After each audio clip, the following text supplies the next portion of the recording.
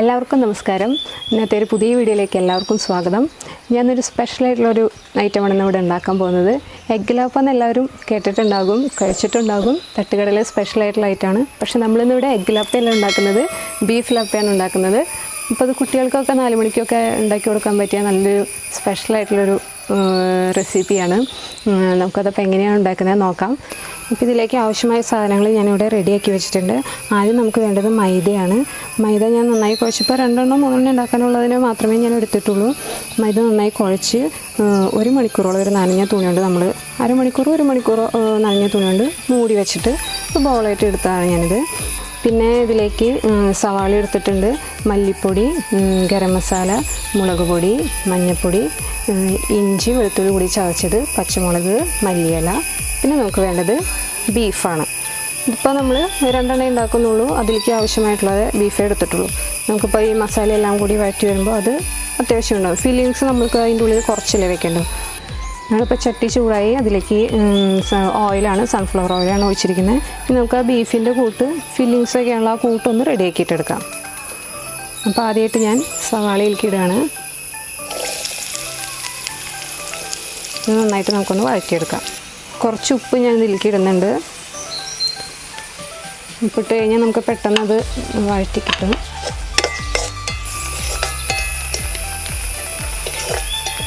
ഇനി നമുക്കിതിലേക്ക് ഇഞ്ചി വെളുത്തുള്ളിയും പച്ചമുളകും കൂടിയിട്ട് ഒന്ന് ഇട്ട് വഴറ്റാം.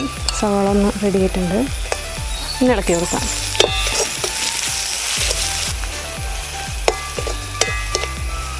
സ്വല്പം മഞ്ഞൾപ്പൊടി ഇട്ട് കൊടുക്കാം.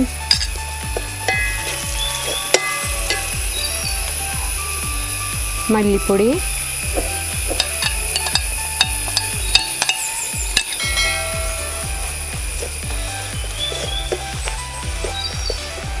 ഇനി നമുക്ക് മുളക് പൊടി ഇട്ട് കൊടുക്കാം.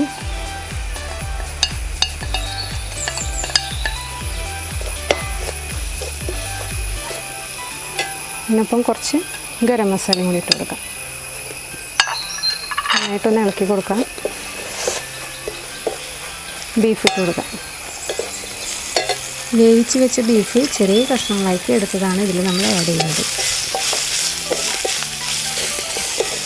നമ്മളിതൊരു കുറച്ചൊരു ഗ്രേവി ആയിട്ട് കിട്ടാനായിട്ട് ഒരു പകുതി കഷ്ണം തക്കാളിയും കൂടി നമ്മളിൽ ആഡ് ചെയ്തിട്ടുണ്ട്. ഇത് ഏകദേശം കൂടെ ഫില്ലിങ്സ് റെഡി ആയിട്ടുണ്ട് കേട്ടോ. നമുക്ക് അടുത്തത് മൈദ, അത് പരത്തിയെടുക്കുകയാണ് ചെയ്യേണ്ടത്. നമുക്ക് നന്നായിട്ടൊന്ന് പരത്തിയെടുക്കാം. കുറച്ച് എണ്ണ തടവിയിട്ടാണ് കേട്ടോ ഞാൻ പരത്തിയെടുക്കുന്നത്. നമ്മൾ ചപ്പാത്തിയൊക്കെ പരത്തുന്ന പോലെ പരത്തിയെടുത്താൽ മതി, കട്ടി വേണ്ട. ഏകദേശം ഒരു സ്ക്വയർ ഷേപ്പിൽ നമ്മളിത് പരത്തിയെടുത്തിട്ടുണ്ട്. നമുക്ക് ഇതിൻ്റെ ഉള്ളിലേക്ക് വയ്ക്കാവുന്ന ബീഫിൻ്റെ കൂട്ട് നിറയ്ക്കാം. ഇതിൽ കുറേയൊന്നും വെക്കണ്ട, കുറച്ച് മാത്രം മതിയാവും ഇതിലേക്ക്. ഒന്ന് ജസ്റ്റ് ഒന്ന് ഇങ്ങനെ പരത്തി കൊടുത്തിട്ട് ഈ സൈഡിൽ നിന്ന് ഇങ്ങനെ എടുത്ത് ഇവിടേക്ക് ഇങ്ങനെ മടക്കി കൊടുക്കാം. അതുപോലെ തന്നെ ഈ സൈഡിൽ നിന്ന് ഇവിടെ നിന്ന് ഇവിടേക്കാക്കാം. ഈ രീതിയിലാണ് ഇതിപ്പോൾ നമുക്ക് മടക്കിയെടുക്കേണ്ടത്. ഇനി ഇത് നമുക്ക് അടുപ്പത്തൊരു ചട്ടി വെച്ചിട്ട് അതിലേക്ക് വറുത്തെടുക്കുകയാണ് ചെയ്യേണ്ടത്. ഇതിലേക്ക് കുറച്ച് എണ്ണ ഇതുപോലെ ഒഴിച്ചിട്ട്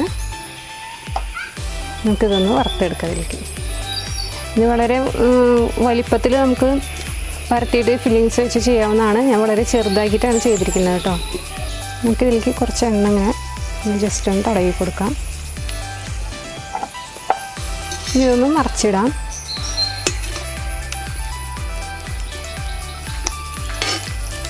ഇതിങ്ങനെ 2 സൈഡും ഇടയ്ക്കിടയ്ക്ക് മറിച്ചിട്ട് കൊടുത്തിട്ടാണ് നമ്മളിത് വറുത്തെടുക്കുന്നത്.